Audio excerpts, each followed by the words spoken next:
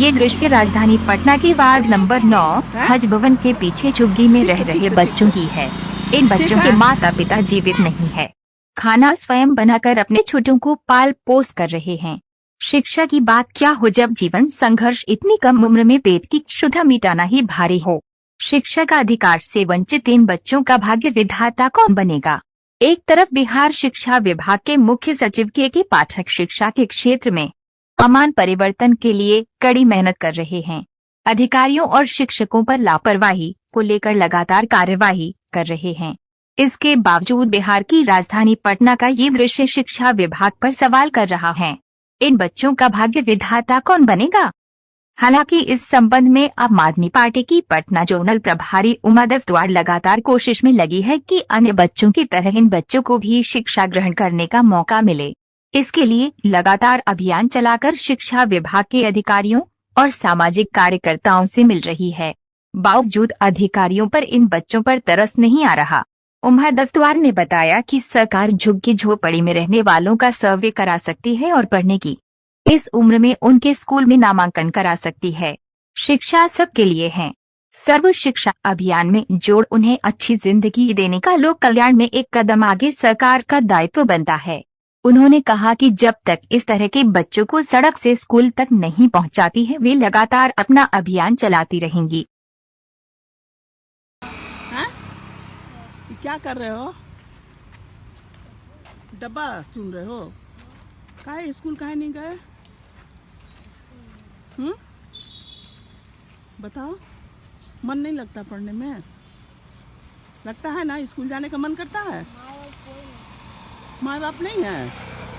और तुम्हारा बेटा? आपका पिताजी माताजी? वहीं दूसरी तरफ वैशाली में पिछले दिनों हम हमारा बिहार परिचर्चा एक सफल सकारात्मक पहल को शुरुआत की गई, जिसमें बिहार, दिल्ली समेत अन्य क्षेत्रों से लोगों ने हिस्सा लिया। ये परिचर्चा किसी पार्टी के बैनर तले नहीं कराया गया। जनवरी आंदोलन की इस कड़ी में इसके नामकरण संगठन प्रक्रिया के साथ अगली बैठक मुजफ्फरपुर में अगले महीने में होगी। परिचर्चा को आम आदमी पार्टी की पटना जोनल प्रभारी उमा दफ्तवार ने भी संबोधित किया। तुम बता दो तो हम आएंगे वहाँ। हम वहाँ जाते हैं। विश्वास कुमार। एक ही जगह रहते हो तुम लोग तीनों भाई बहन हो? अरे छोटकू, तुम्हारा क्या नाम बेटा? क्या नाम है बाबू? वाह, वेरी गुड। आपका बताइए। शिवांगी। गुड। कोई चाची चाचा कोई नहीं बेटा? Very sad. चलो, अरे देखो देखो गिर गई है। ठीक से ठीक है। मिलेंगे वहीं वार्ड नंबर 9 में। विकास कुमार है ना? मुस्कुराओ, देखो तुम्हारा फोटो हो रहा है। ये देखो बाबू मुस्कुरा।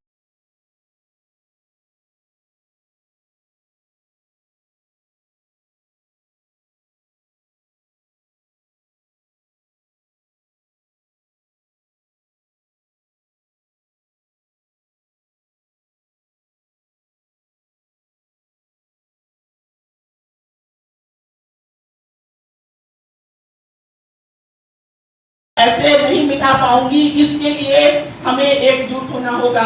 हमको यहाँ एक दिखाना होगा कि हम कुछ हैं, और हमारे साथ लोग इस तरह से आए कि हम भी विपक्ष की भूमिका जो निभानी है वो निभाएं। आज हमारे तरफ ध्यान गया है। विपक्ष को इतना कमजोर नहीं समझिए। प्रमोद जी, मैं बोल रही हूँ, विपक्ष कमजोर नहीं है, और विपक्ष को कमजोर कैसे करेंगे कोई, ये मैं देखूंगी। नहीं हो सकते कमजोर हम। अभी तो हमारा महागठबंधन बना है ना, कि यह महागठबंधन आखिरी कील जब तक नहीं ठोक देती हूँ तब तक चैन से सांस नहीं लूंगी, ये भी मैं वादा करती हूँ। अब मैं बताती हूँ कि मैं शिक्षा पे थोड़ा सा उन गरीब बच्चों को मैंने देखा कि तेजस्वी जी के घर के सामने और जस्टिस बीके सिंह, अनिल कुमार सिंह के घर के जस्ट बगल में बच्चे जो हैं वहां ताश खेल रहे हैं और जमीन में उजला पाउडर नाक लगा के सूंघ रहे हैं और सिगरेट दे रहे से। मुझे लगा कि अरे बाप रे, इतना छोटा छोटा बच्चा ये कर रहा है और हम लोग देख रहे हैं। तो मेरे साथ मेरे हस्बैंड भी थे। वो बोले कि आप क्या करने लगती हैं, सब जगह जाती हैं। तो हमको तो पता नहीं, मेरे अपने आदत से मैं लाचार हूँ। बस मैंने उन्हीं का मोबाइल लिया, क्योंकि मैं बाहर मोबाइल लेकर नहीं घूमती, और चुपके से मैंने वो वीडियो बनाया। उस वीडियो को मैं पाठक को दूंगी। अभी मेरा मिलने का समय ले रही हूँ, के पाठक से मैं काम कर चुकी हूँ उसके साथ, तो मैं उसे उनको दूंगी।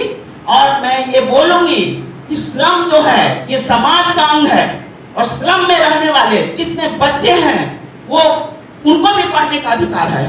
तो आप उनका सबका सर्वे कराइए। और आप जो बोलते हैं कि सारे लोग बच्चों का नामांकन होना चाहिए, तो वो बच्चों को क्यों छोड़ दिया जाता है? इसलिए जब तक वो उनका नामांकन नहीं हो जाता है, तब तक मैं इस काम को करूंगी। उनके पढ़ाई को कैसे रेगुलर किया जाएगा उस पर भी ध्यान देती हूँ। और उनको जो भी शिक्षा संबंधी या स्वास्थ्य संबंधी जो भी होता है मुझसे बन पड़ता है, मैं करती हूँ। रहा स्वास्थ्य की बात, मैं बताती हूँ आपको। तो एक बात तो जानिए, अब जब तक आप उंगली नहीं दिखाएंगे ना, आगे वाला समझेगा कि ये भी वही है। इसको जो समझ है ये अपने साथ ही रख के चला जाएगा, कुछ नहीं बोलेगा। लेकिन आपको बता देते हैं कि पीएमसीएच में आपके सुपरिटेंडेंट से मिलके मैंने मांगा कि मैं वार्ड को देखना चाहती हूँ। तो मैं वार्ड का इंस्पेक्शन की। संजोग कहिए कि डेंगू का वार्ड था, वहां गई, देखा कि कुछ लोगों को मसारी है, कुछ को नहीं है। हम सीधे सुपरिटेंडेंट के पास गए, 2-4 आदमी मेरे साथ थे, और हम कहा कि देखिए सुपरिटेंडेंट साहब, अभी हम देख लिया एक, और अभी डेंगू है, और कुछ तो अगर मच्छर काटेगा तो इसको काटने से, दूसरे को काटने से डेंगू हो जाएगा। इसलिए तुरंत आप मंगाइए मसारी, और नहीं तो हम नहीं जाएंगे यहाँ से।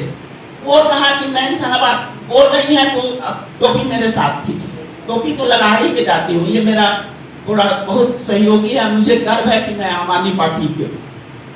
तो उन्होंने कहा कि जरूर मैम, जितना टोपी है यहाँ पर मच्छरदानी लगना है वो मैं लगवा दूंगा, आप एकदम निश्चिंत होकर जाइए। और मैं आपको उसका फोटो खींच के भेजूंगा।